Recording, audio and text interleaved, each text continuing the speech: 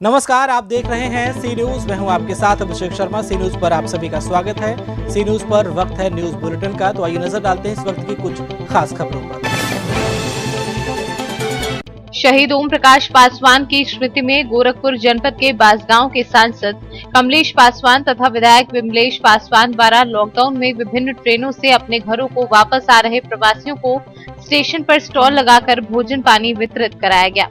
भोजन पैकेट को हाथ में लेकर सांसद द्वारा उसकी गुणवत्ता भी जांची गई तथा भोजन वितरण के दौरान सोशल डिस्टेंसिंग के पालन का भी ख्याल रखा गया। स्टेशन पर भोजन वितरण की व्यवस्था की कमान संभालते खोराबार के ब्लॉक प्रमुख सुनील पासवान ने इस कार्यक्रम की सफलता में अग्रणी भूमिका निभाई। की तरफ से अपनी तरफ से डॉक्टर आशुतोष मल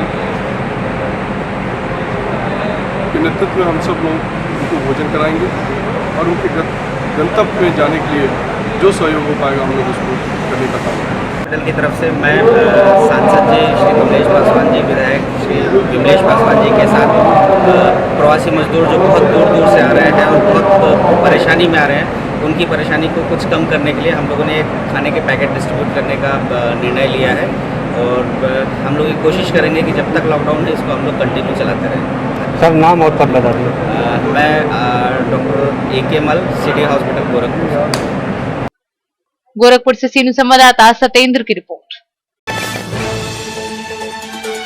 नारीवारी प्रयागराज कोरोना वैश्विक महामारी के बीच लगातार लॉकडाउन 4 में भी अपनी जान जोखिम में डालकर घर परिवार की चिंता किए बगैर इस महामारी में लोगों तक समाचार संकलन कर सभी खबरों को जनता से रूबरू करा रहे पत्रकारों को भाजपा जिला अध्यक्ष विभवनाथ भारती के निर्देशन में सर्वेश्वर हनुमान मंदिर नारीवारी प्रांगण में भाजपा किसान मोर्चा के जिला महामंत्री सुभाष सिंह पटेल व भाजपा के जिला मीडिया प्रभारी दिलीप कुमार चतुर्वेदी ने देश के चौथे स्तंभ के प्रति कृतज्ञता व्यक्त करते हुए अंग वस्त्र के द्वारा विषम परिस्थितियों में सेवा दे रहे कोरोना योद्धा पत्रकारों और पुलिस के सिपाहियों को सम्मानित किया।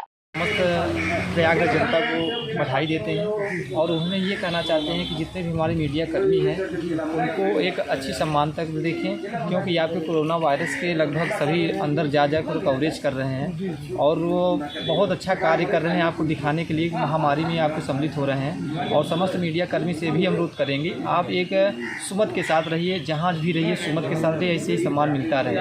जय हिंद, जय भारत, सत्यमेव जयते। लोग बहुत दूसरी नज़रियों से देखने लगे हैं। दिन रात जो जिस तरह पुलिसकर्मी, जिस तरह स्वास्थ्य कर्मी और जिस तरह से कोरोना के और लोग कर रहे हैं, सूर्यकांत जी, इस पर आप क्या कहेंगे? साहस का काम कर रहे हैं।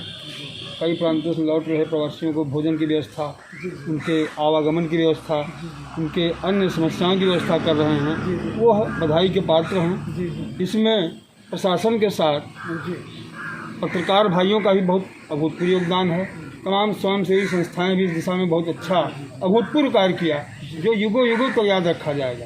ये दोबारा शायद किसी को नसीब नहीं होगा कि आप महाराष्ट्र के या गोरखपुर के आदमी को कभी कुछ खिला सकें। ये बहुत बड़ी बात है। इस पर आप क्या कहना चाहेंगे? ये बहुत अच्छा कार्यक्रम है बीजेपी के लोगों का। कम से कम पत्रकारों को ये लोग ये सोचे तो कि पत्रकारों का भी सम्मान होना चाहिए। दिन रात जो है मेहनत कर रहे हैं और किसी तरह की सरकारी सहायता भी बहुत अच्छा कदम किया है। अच्छा, और इस तरह का जो है विचार कैसे आया आपके दिमाग में? धर्म राज्य आपकी यह लगभग 2 महीने से जो महामारी से लड़ने के लिए हमारे योद्धा जो लगे हुए हैं, जिसमें पुलिसकर्मी, स्वास्थ्य विभाग के कर्मचारी, साथ में जो पत्रकार भाइयों का जो सहयोग रहा है, वो देखते ही बनता है। जहाँ पे विशेष परिस्थिति होती है, जहाँ पे भीड़ होती है, जहाँ पे कोरोना फैलने की संभावना ज़्यादा है, तो वहाँ पे ये पहुँच करके जो इन्होंने अपना दिखाया है, जो अपना जज्बा दिखाया है, वो उसको देखते हुए मुझे लगा कि इन लोगों का, इन योद्धाओं को सम्मान करना चाहिए। और पहली कड़ी में आज पत्रकार भाइयों का सम्मान है, कल बैंक के कर्मियों का सम्मान होगा। ऐसे ही हमारा कार्यक्रम चलता है। और वरिष्ठ प्रयागराज से सीनू संवाददाता लक्ष्मीकांत शुक्ला की रिपोर्ट। बाराबंकी के फतेहपुर में धर्म गुरुओं द्वारा अलविदा और ईद की नमाज घर में पढ़ने की अपील की गई। धर्म गुरुओं द्वारा कहा गया कि ईद की नमाज और अलविदा की नमाज अपने घरों में ही पढ़ें।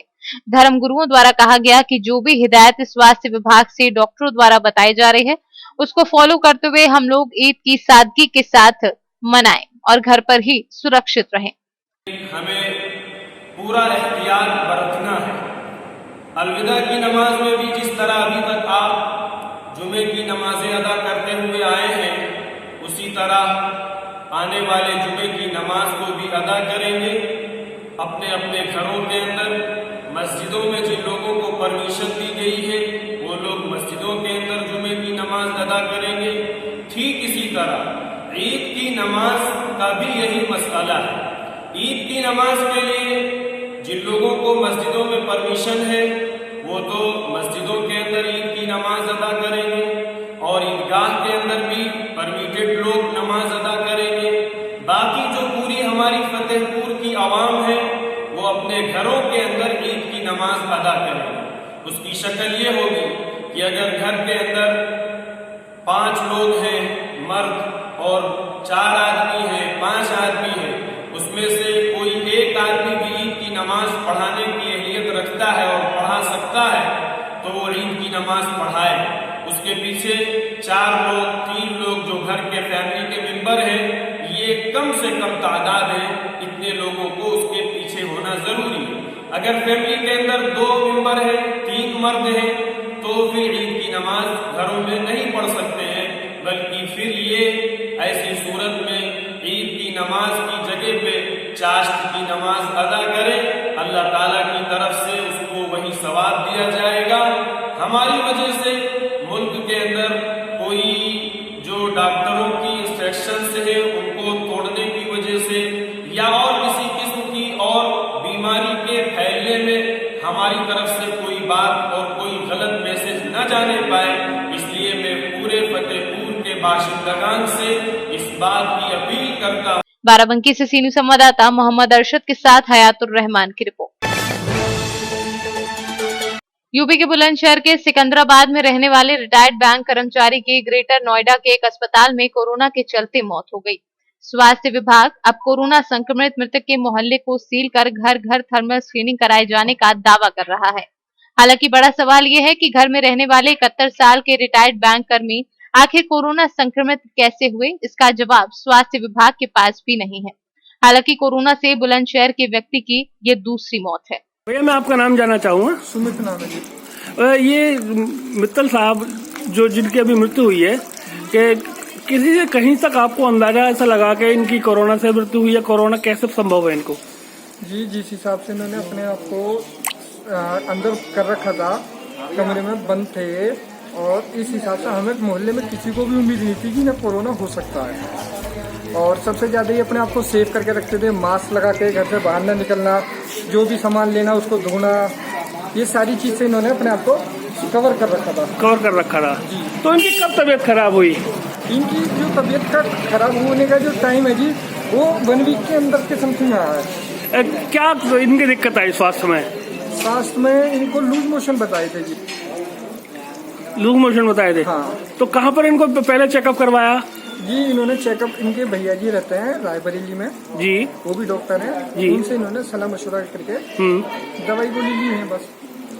तो शुरुआत में किसी यहाँ पे हॉस्पिटल या डॉक्टर के पास गए होंगे? इतनी नॉलेज नहीं जी, हम भी अपना काम पे चले जाते हैं, हमें जो सुनने में पता पड़ा इनकी तबीयत खराब थी और हम लोग बाहर से ही देखते थे। तो उनके जो उसके बाद वो जैसा क्या जानकारी मिली, जो शहर के बाहर जो नोएडा हॉस्पिटल में कब गए थे वो? ये परसों गए थे जी।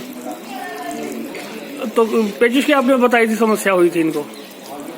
जी इनको फिर सांस लेने में दिक्कत आ रही थी, फिर इन्होंने कोई यहाँ से डॉक्टर कंपाउंडर साहब आए थे, इंजेक्शन लगाया, उसके बाद फिर इन्होंने, इनकी बेटी रहती है नोएडा, उनको बातचीत करी है, बातचीत करने के बाद उन्होंने एम्बुलेंस भेजी है सिकंदराबाद में जी, फिर वो उसमें बैठ के जा चुके थे। तो कहीं से कहीं तक कोई अंदाजा नहीं है कि कहाँ से इनको संक्रमण लग सकता है?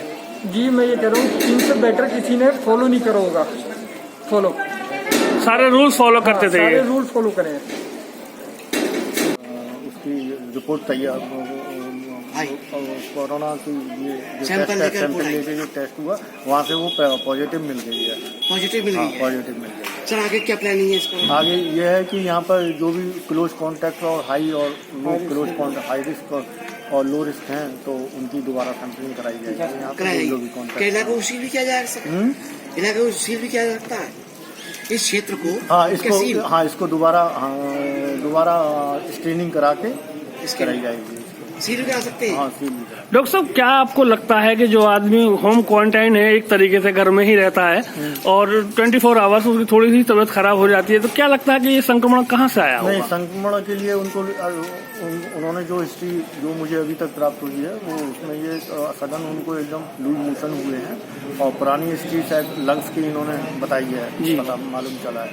तो और एज भी 71 और 72 के आसपास थी उनकी, तो संक्रमित हो सकते थे। संक्रमित हो सकते हैं वो ठीक है, लेकिन सबसे बड़ा विषय ये उठता है कि जो भी बहुत गंभीर बात है कि संक्रमण का पता नहीं पड़ पा रहा है कि ये कहाँ से संभव हो सकता है। ये नहीं मालूम चल पाया कि कैसा है, उसको पता करते हैं। तो क्या डॉक्टर साहब ये पूरे इसको एरिया को सील किया जाएगा? हाँ बिल्कुल, सील किया जाएगा। प्रोजेक्ट तो यहीं रहे हैं तो सील किया जाएगा। बुलंदशहर से सी न्यूज संवाददाता भानु प्रताप सिंह की रिपोर्ट। सी न्यूज के इस न्यूज बुलेटिन में फिलहाल इतना ही। देश और प्रदेश की तमाम बड़ी खबरों को जानने के लिए आप जुड़े रहिए हमारे साथ और देखते रहिए सी न्यूज। हर खबर आपके साथ, आपके हाथ।